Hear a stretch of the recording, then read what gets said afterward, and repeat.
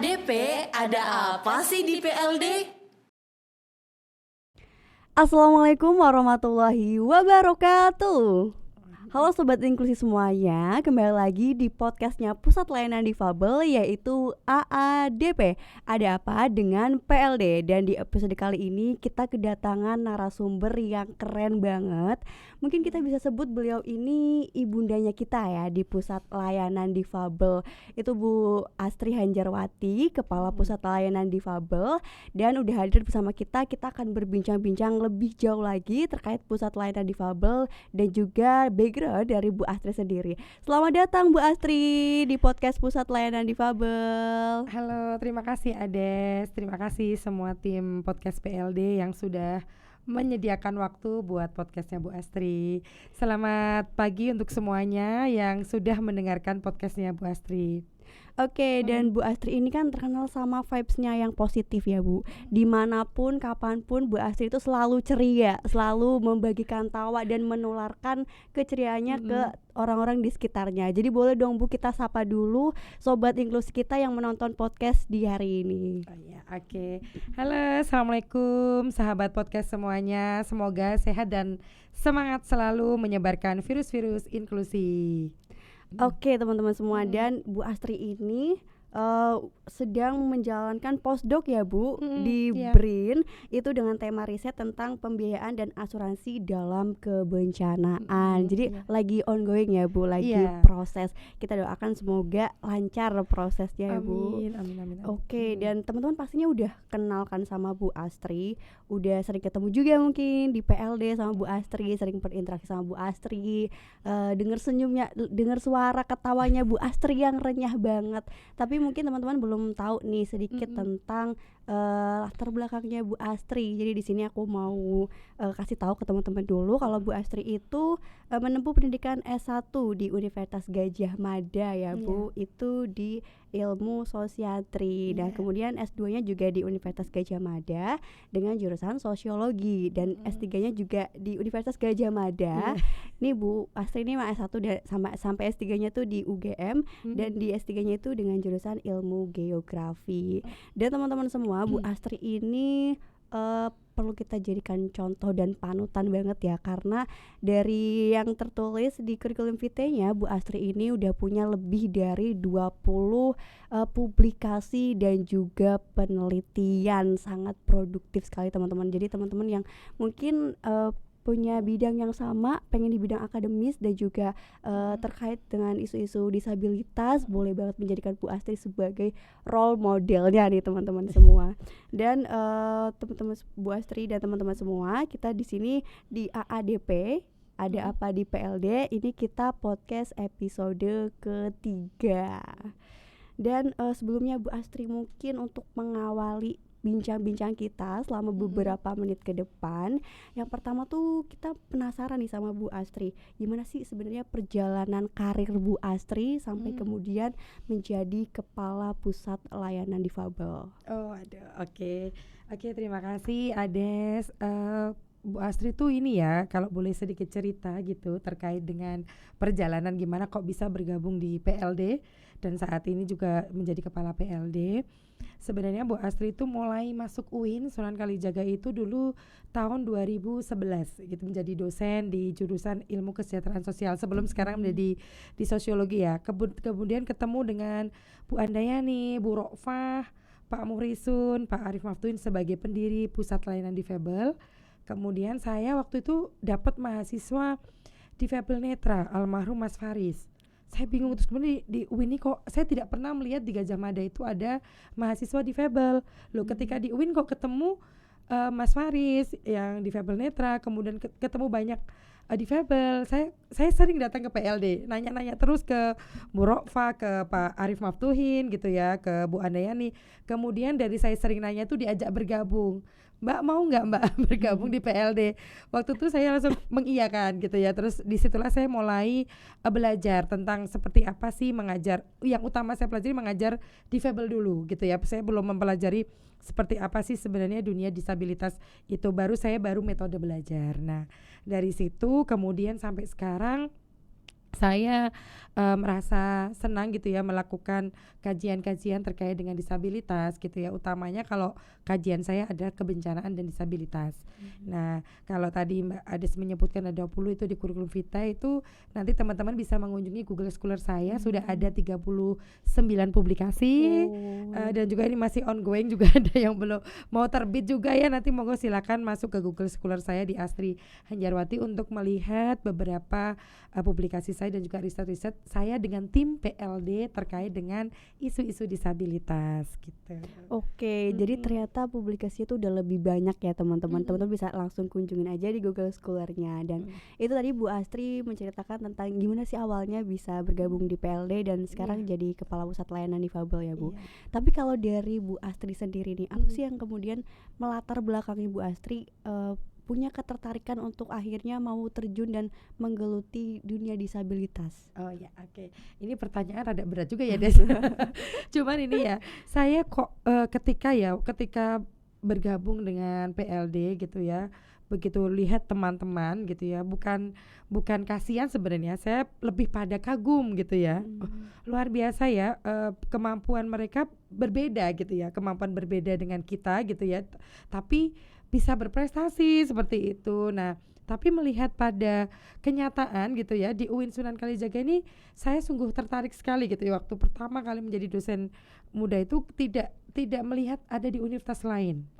Saya jarang sekali, bahkan di UGM itu waktu saya kuliah dari S1 sampai S2 ya, waktu itu kan saya belum S3 ketika saya sudah ngajar di UIN ya, itu saya hanya ketemu satu difabel, kakak kelas saya di sosiologi yang waktu itu polio gitu ya, sedangkan yang lain saya tidak pernah ketemu. Begitu melihat di UIN, Bu Rokfah bercerita terkait dengan bagaimana beliau dan teman-teman PLD itu berjuang gitu ya, tentang aksesibilitas mahasiswa difabel untuk kuliah gitu ya, itu saya langsung tertarik. Nah, ketika ada kesetaraan, semua orang itu bisa menempuh pendidikan, baik yang difabel maupun non difabel, maka itu menjadi sesuatu yang menurut saya itu istimewa gitu ya, mulia gitu ya. Seharusnya seperti itu, di mana-mana harusnya semua lini baik pendidikan, pekerjaan itu harusnya memberikan kesempatan yang sama, karena kita semua mempunyai hak yang sama. Kan di undang-undang kita turunan dari CRPD tentang hak penyandang disabilitas sudah ada semua, dan itu kita sebenarnya tinggal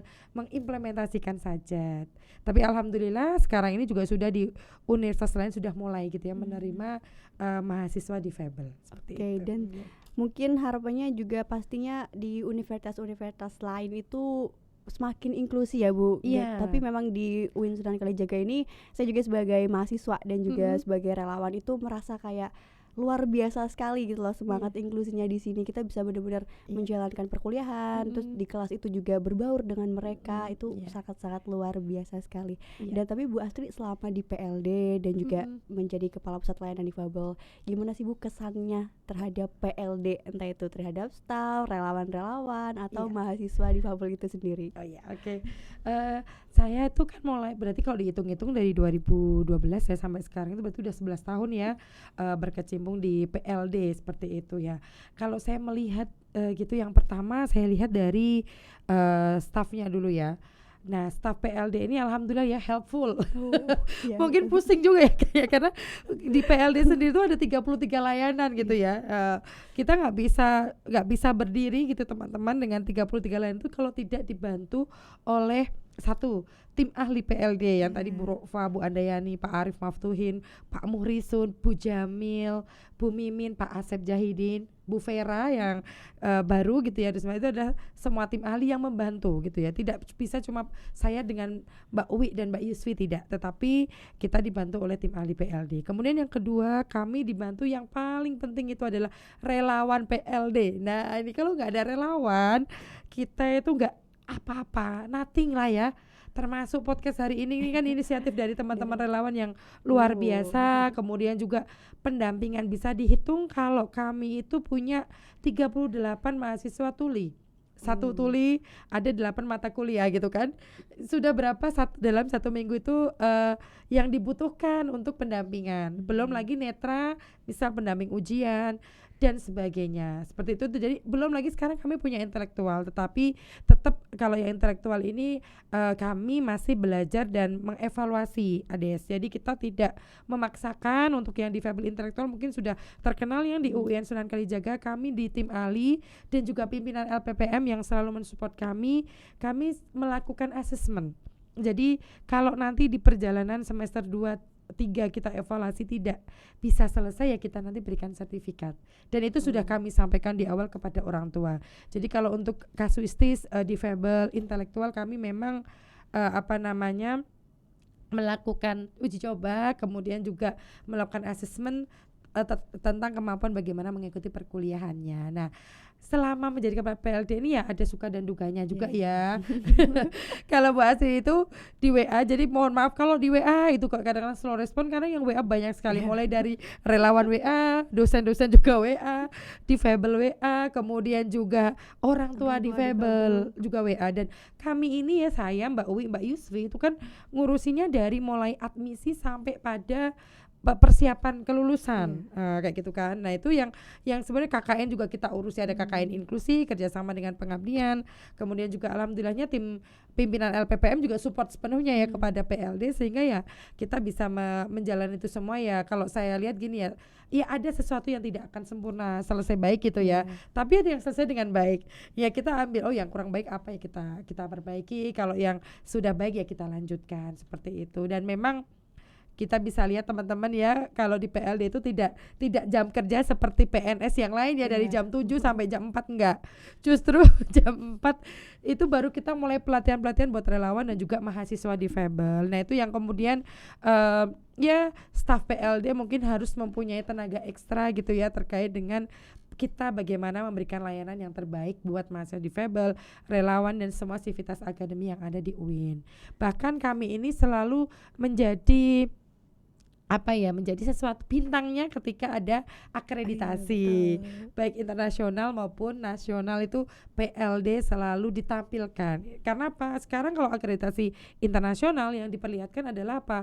Inklusivitas, bagaimana kita itu memberikan hak-hak pendidikan bagi difabel, baik BAN PT juga kemudian Lamdik, FIBA A, AUNKIE juga seperti itu. Jadi memang kita semua ini PLD ini menjadi sesuatu yang harus diutamakan, dalam artian apa?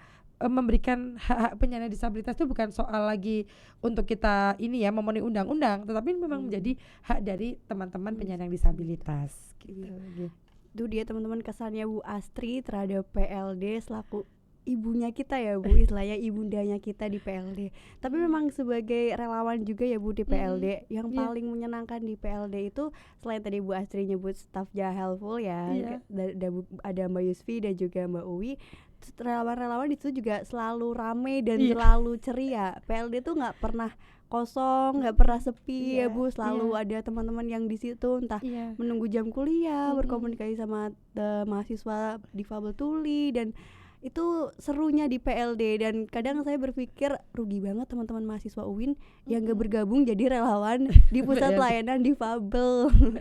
Jadi mungkin buat teman-teman juga yang masih kepo sama PLD bisa join aja. PLD itu terbuka buat semua mahasiswa, terutama yang pengen jadi relawan di PLD ya Bu, karena seseru itu teman-teman. Dan selanjutnya nih Bu, tadi kan Bu Astri sebut ada 33 layanan ya Bu di PLD. Dan sebenarnya apa sih Bu tujuan awalnya dulu atau tujuan utama dari kemudian dibentuknya PLD di UIN Sunan Kalijaga sendiri? Jadi kalau sedikit cerita ya tentang sejarah itu, waktu itu Bu Rokfa, Bu Andayani dan juga Pak Murisun kuliah di Kanada. Di sana itu sudah ada pusat layanan difabelnya di McGill University.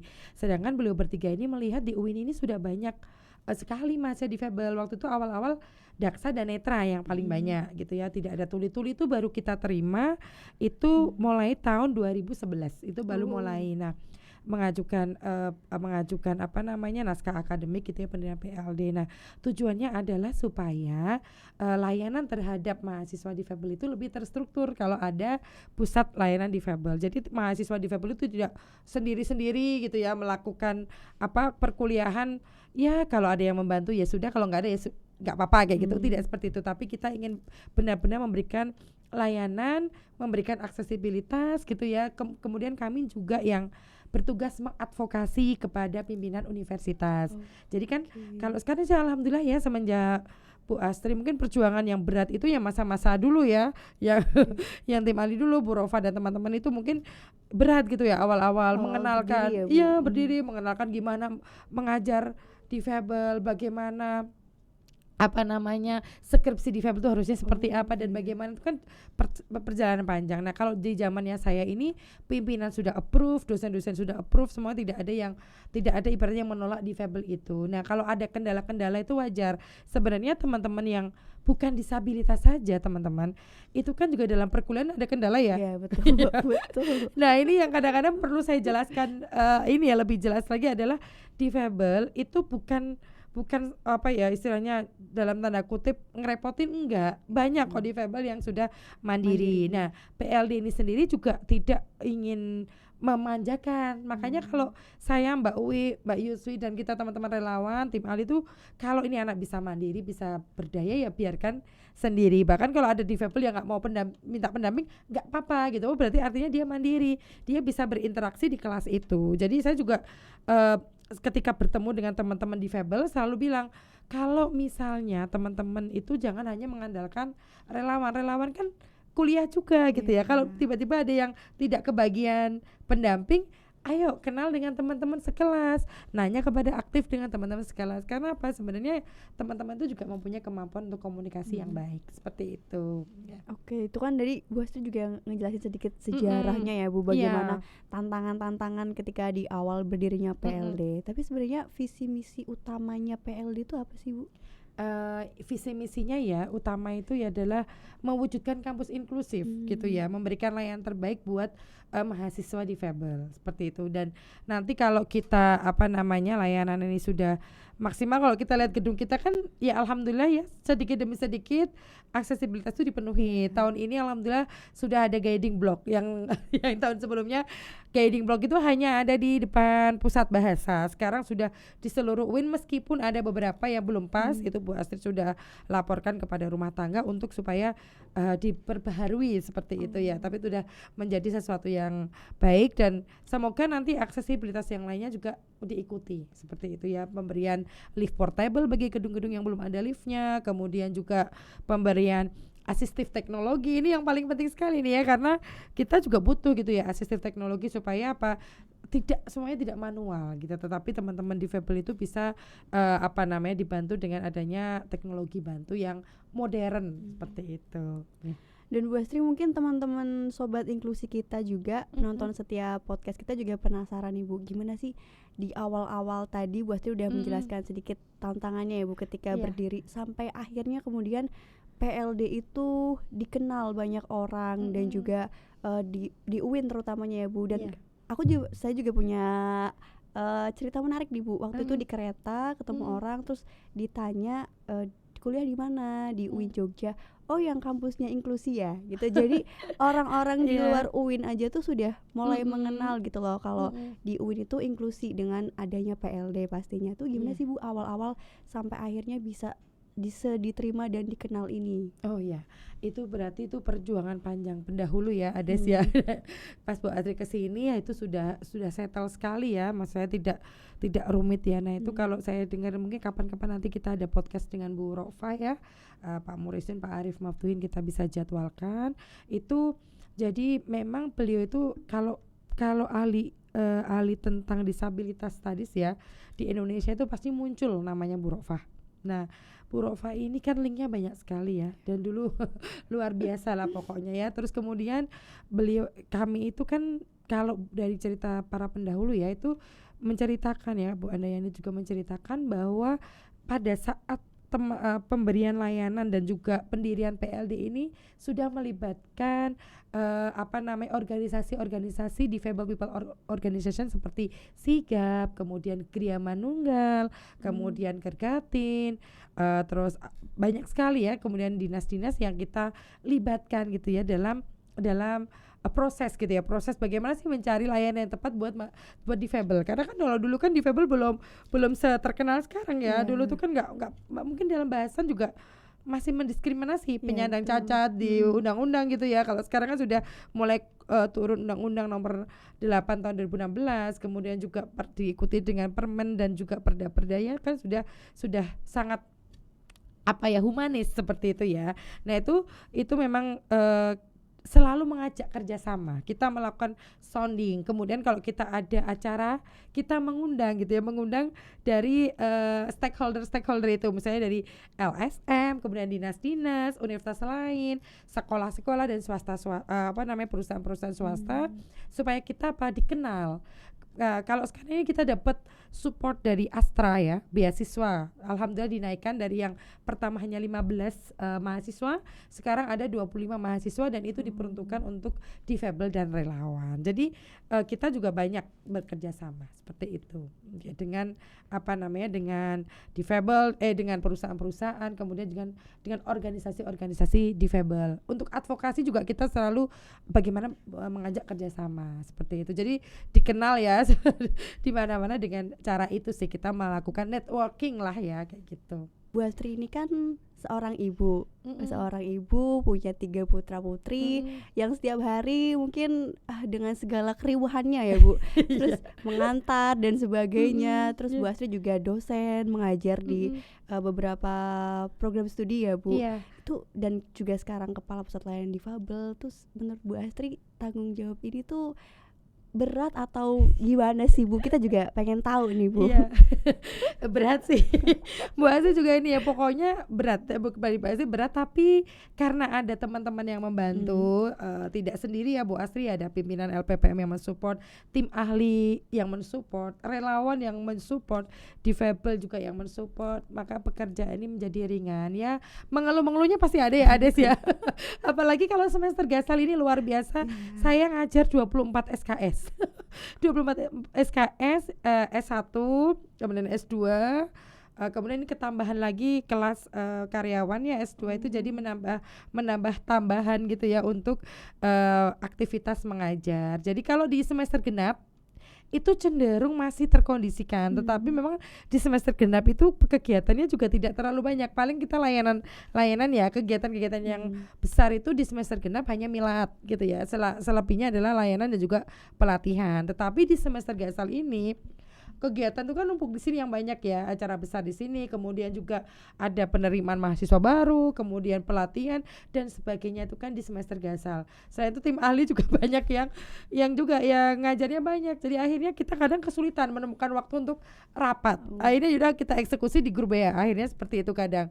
Karena memang dari masing-masing juga susah ya mengumpulkan waktu seperti itu, dan saya sendiri dalam membagi waktu kadang malah berterima kasih sekali pada Mbak Uwi yang sering mengingatkan gitu ya, Mbak Uwi, Mbak Yusri gitu mengingatkan, Bu besok ngisi di sini, Bu ini nih. Dan kita kan sering banget ya diundang untuk jadi narasumber di berbagai dinas, kemudian juga di sekolah-sekolah. Kita bagi-bagi, misalnya kalau di sekolah tentang kurikulum, kita ada ahli kurikulum yaitu Bu Jamil, karena beliau waktu itu S3 di Australia, juga pendidikan inklusif. Bu Rofa itu menjadi utama ya, kalau diundang di mana-mana pasti nama beliau muncul dulu. Terus Bu Andayani, Pak Murisun, Pak Arif Maftuhin, Pak Asep Jahidin, Bu Mimin gitu ya. Kita bagi-bagi sesuai dengan kepakarannya masing-masing kayak gitu. Jadi itu yang memperingan Ades. Jadi kalau semuanya misalnya narasumber itu memang ditujukan kepada kepala PLD semua, tapi kan itu sebenarnya bukan kepala PLD saja yang diundang, tetapi ini pakarnya ada. Misalnya di Kesbangpol siapa? Oh, ini kepakarannya Pak Asep. Oh, tentang disabilitas ini yang di Bapeda, oh kepakarannya Bu Rofa. Makanya datang ke sana Bu Rofa. Oh, ini advokasi dan misalnya advokasi dan gender misalnya. Oh, ini ada kepakarannya Bu Andayani, maka Bu Andayani yang datang. Tentang relawan, oh ternyata Bu Mimin, maka Bu Mimin yang datang. Terus kemudian kurikulum Bu Jamil, maka Bu Jamil yang datang. Jadi semuanya tidak Bu Astri yang harus menghadiri gitu ya. Itu yang membuat ringan. Nah kemudian pekerjaan lain yang selalu kami tekankan itu adalah jangan sampai kita itu hanya memberikan layanan, tetapi dunia disabilitas itu juga butuh riset serta publikasi. Makanya kami tim ahli itu juga selalu melakukan kajian, penelitian di sela-sela kami. Tapi sebenarnya bukan di sela-sela ya, menjadi utama juga kalau saya ya, namanya riset dan publikasi itu menjadi hal utama. Jadi kami juga menulis buku bersama dengan tim ahli. Kemudian saya Bu Rofa, Bu Jamil menulis jurnal bersama. Terus nanti saya Bu Mimin, Bu Jamil juga menulis. Jadi kita ya split-split aja gitu dengan tim, mana yang punya tema apa kita tulis bersama seperti itu. Dan kita juga alhamdulillah nih ya PLD ini punya kerjasama yang luar biasa ya. Ini saat ini juga kita lagi mau menggarap pelatihan dengan UNESCO gitu untuk advokasi dan juga penelitian riset bagi penyandang disabilitas yang belum mempunyai perda. Nah di daerah Sumatera, di Pulau Sumatera, Kalimantan banyak. Jadi kita tuh ada 545 kabupaten yang mempunyai perda disabilitas itu baru 112. Tentunya kita sebagai akademisi, saya kemudian BRIN, MOS UNESCO ya di PLD ya, PLD kok saya tadi saya ralat ya, PLD kemudian BRIN melalui MOS UNESCO, kemudian dan UNESCO itu kita bekerja sama bagaimana bisa memberikan pelatihan itu. Nah kemudian kita juga kerjasama dengan BRIN Pusat Riset Hukum. Nih kita sedang melakukan riset bersama. Kemarin yang dibantu juga teman-teman ya FGD di sini ya. Ini sedang penulisan. Ini juga kita lakukan, dan ini kita juga sedang riset juga dengan BRIN juga ya, Mas Felani dan kawan-kawan. Ada Bu Jamil, Bu Vera juga terkait dengan deinstitusionalisasi penyandang disabilitas mental seperti itu ya. Itu yang kita lakukan. Jadi kita memang selalu melakukan networking terkait dengan utamanya menulis. Kita dimintanya untuk menulis, berkontribusi. Nanti ya diajakin sama Prof Nuke untuk kita menulis, dan itu menjadi bagian yang kami bersyukur gitu ya selalu dilibatkan seperti itu.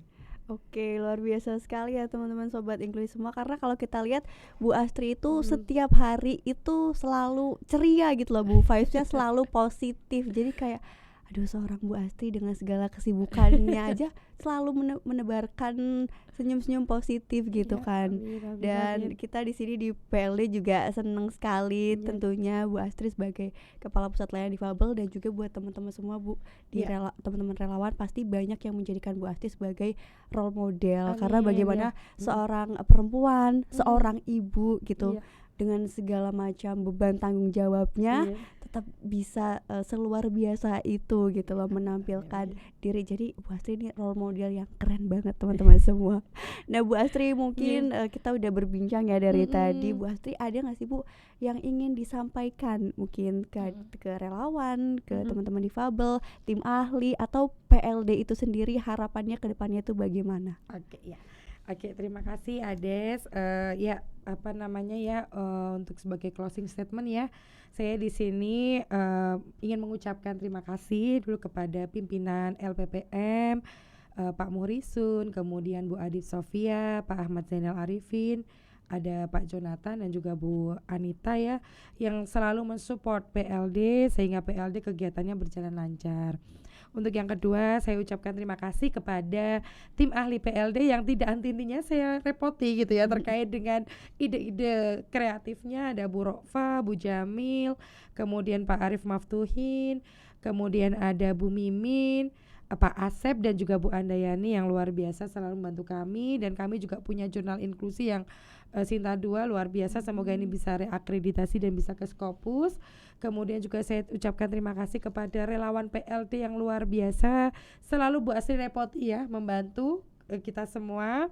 Dan yang paling spesial itu kepada staf PLD yang selalu ya kapanpun Bu Astri tanya, kapanpun Bu Astri butuhkan selalu siap sedia. Ada Mbak Uwi dan juga Mbak Yuswi yang selalu membantu PLD, memudahkan manajemen pembagian program dan juga kegiatan-kegiatan PLD. Dan yang terakhir kepada mahasiswa difabel selalu semangat gitu ya, kita wujudkan kampus inklusi, teman-teman menjadi difabel yang sukses, yang berdaya gitu ya, kita tunjukkan pada dunia bahwa teman-teman itu mempunyai kemampuan yang luar biasa.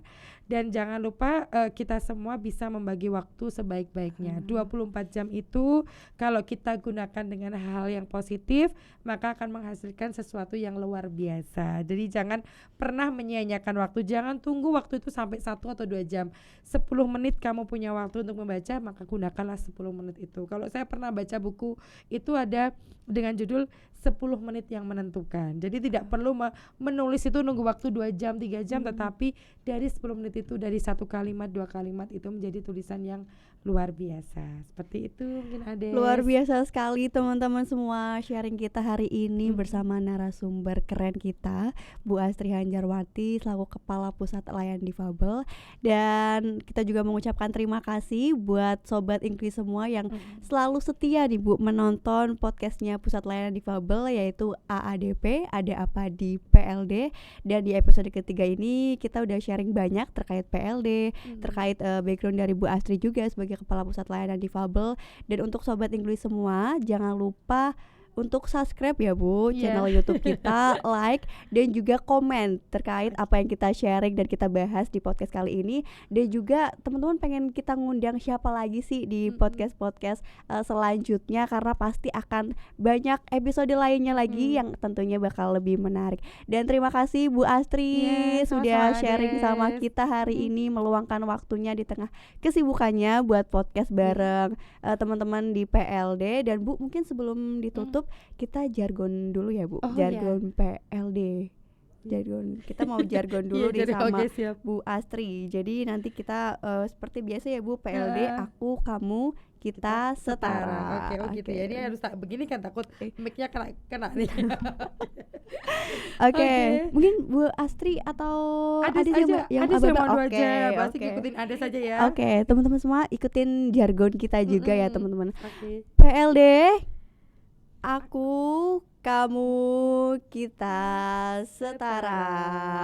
Oke. Oh, luar biasa sekali teman-teman semua. Terima kasih yang udah menonton episode ADP hari ini sampai dengan akhir. Jangan lupa teman-teman komen di bawah dan juga sharing juga mungkin saran ya Bu Astri buat podcast-podcast kita supaya lebih baik ke depannya. Dan juga teman-teman pengen kita ngundang siapa lagi dan sharing tentang apa lagi di podcast AADP. Mungkin itu aja teman-teman untuk episode kali ini. Sekian dan terima kasih. Sampai jumpa di podcast berikutnya.